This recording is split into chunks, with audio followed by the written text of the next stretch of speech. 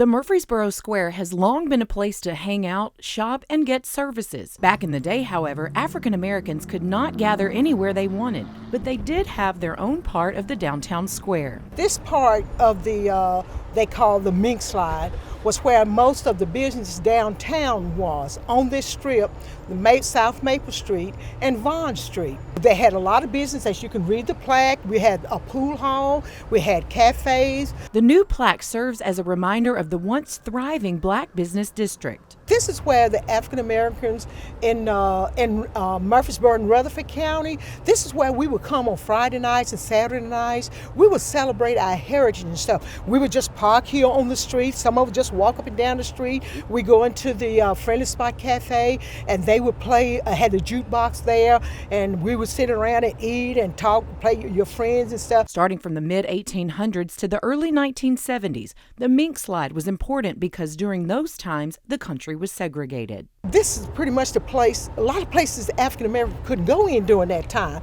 So this is where we spent our time because we weren't allowed to go to other places. The plaque is located where the Scales family once owned a business. It used to be a cafe and a pool hall and is now a residence. I checked with some of the other people. I said, what happened? But a lot of them was written.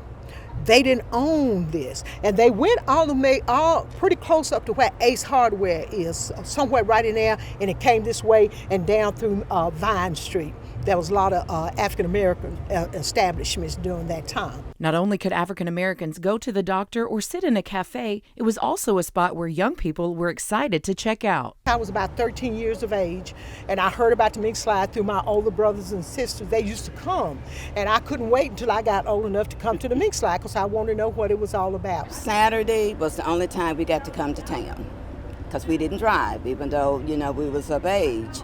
So we would come on Saturday night, and as Mary said, park and sit on Mink Slide. We would get out and walk, watch people walk up and down Mink Slide, go in the cafe, get ice cream. So that was our Saturday night entertainment.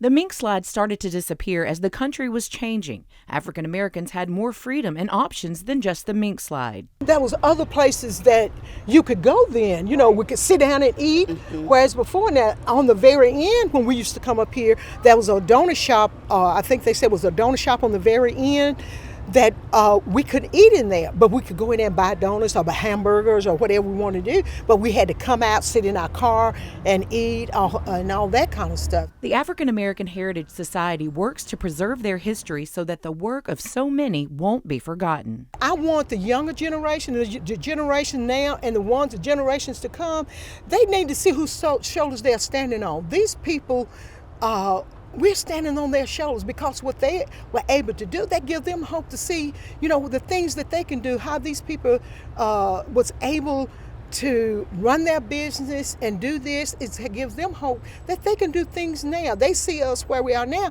but like you said, you didn't know, there's a lot of young people have no idea that these black businesses were here. Main Street Murfreesboro donated the funds for the plaque, and the Lowry family allowed it to be placed on their property, ensuring that the legacy of Mink Slide isn't forgotten. To learn more, From Mink Slide to Main Street is a great resource.